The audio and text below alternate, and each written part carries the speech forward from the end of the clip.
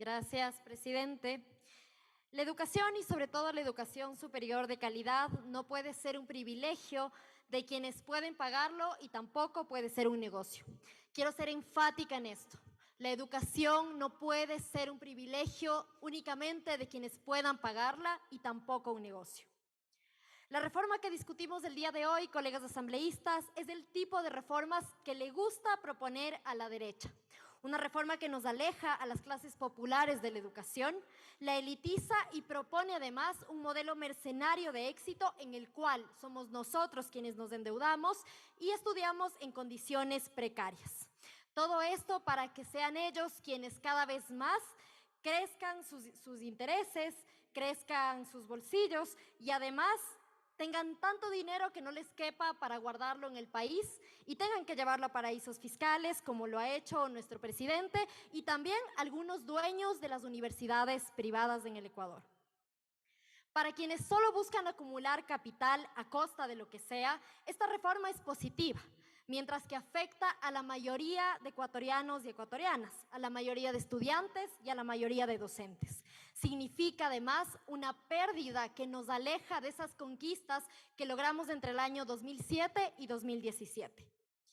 El objeto de esta reforma no es mejorar la educación superior, no es resolver los problemas estructurales que tienen las universidades. No habla sobre aumentar los cupos y por ende tampoco habla de solucionar el problema que existe respecto a los créditos educativos, sino más bien busca volver a un modelo de educación el único que conocen nuestras élites rentistas en este país. Desfinanciar lo público, destruirlo para luego privatizarlo y así alimentar sus negocios. Esta reforma no contiene una sola línea que hable sobre el acceso a la universidad y por ende no resuelve la falta de los al menos 100,000 estudiantes que no pudieron ingresar en el año 2022 a la universidad. No se hace cargo del problema de la precarización docente y por supuesto tampoco apunta a mejorar la calidad de la educación. Los invito, colegas asambleístas, a que revisemos algunas de las perlas que contiene esta reforma. En el artículo 15, artículo 18, artículo 30 y artículo 44, elimina las rendiciones de cuentas, auditorías y capacidad del CES de controlar las instituciones de educación superior privadas. ¿Para qué? La respuesta es sencilla, para que los dueños de las universidades no tengan que rendirle cuentas al país sobre sus negocios. Artículo 22. Les da a las instituciones privadas la plena libertad para fijar y modificar los valores de matrículas, aranceles y derechos. ¿Qué significa esto? Que el día de mañana los mismos dueños de las universidades privadas, amigos del presidente Lasso, suban el valor de las pensiones a su antojo, perjudicando una vez más el bolsillo de los jóvenes y de sus familias. Revisemos qué dice el artículo 38, que elimina el control del CES sobre la exoneración de tributos que reciben las instituciones de educación superior. ¿A quién beneficia esto? Nuevamente a los dueños de las universidades privadas. Son ellos los que pagarán menos impuestos con estas reformas y nosotros, mientras tanto, vivimos ahogados en intereses con créditos educativos. El artículo 125 elimina también las facultades de control del CES y del SRI sobre el carácter no lucrativo de las IES. ¿A quién beneficia esto?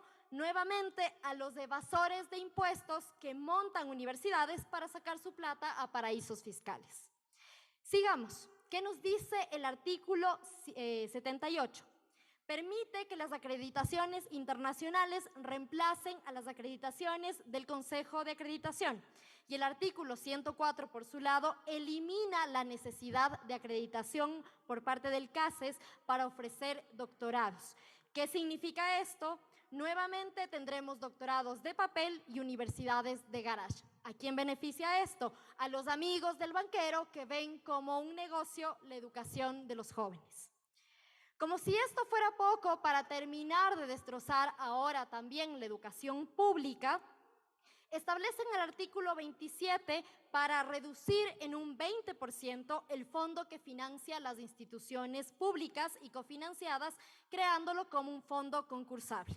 Esto además sin nombrar la precarización docente que se establece en el artículo 59 o la eliminación de la gratuidad para los derechos de grado y otorgamiento del título establecido en el artículo 62. La fórmula de esta reforma es claro, colegas asambleístas. Reducen el presupuesto para las universidades públicas y entonces así la oferta no dará abasto a la demanda de cupos, obligando entonces a que los estudiantes y sus familias se endeuden a 20 a 30 años para costear una carrera universitaria en la cual los dueños de las universidades se verán beneficiados y también los bancos, como sucede el día de hoy. Ya en el año 2017, al menos 5 universidades enviaron casi $800.000 a paraísos fiscales. Podemos imaginar cuál será el futuro de la educación de las universidades privadas aprobándose esta reforma. A través de los medios de comunicación quieren convencernos y quieren vendernos el discurso de que este es el único camino posible. Pero, colegas asambleístas, déjenme decirles que sí hay otra alternativa. Y a mí nadie me la contó, sino que yo la viví. Soy orgullosamente primera generación de mi familia en obtener un título universitario, gracias a las políticas de gratuidad implementadas por el gobierno de la Revolución Ciudadana, gracias a las políticas de justicia social que tanto odian nuestras élites. Esto es lo que la derecha quiere destruir. La posibilidad de que quienes venimos de abajo, los que toda la vida nos educamos en escuelas públicas, tengamos el mismo derecho que sus hijos a estudiar en las mejores universidades del mundo. El mismo derecho que tenemos de estudiar sin endeudarnos a 30 años con sus bancos. Lazo les prometió a los jóvenes libre ingreso a las universidades y no lo cumplió. Lazo les prometió a los jóvenes más becas y tampoco lo cumplió. Lazo les prometió más oportunidades a los jóvenes y tampoco lo cumplió. Entre el país o la banca, Lazo ha elegido la banca.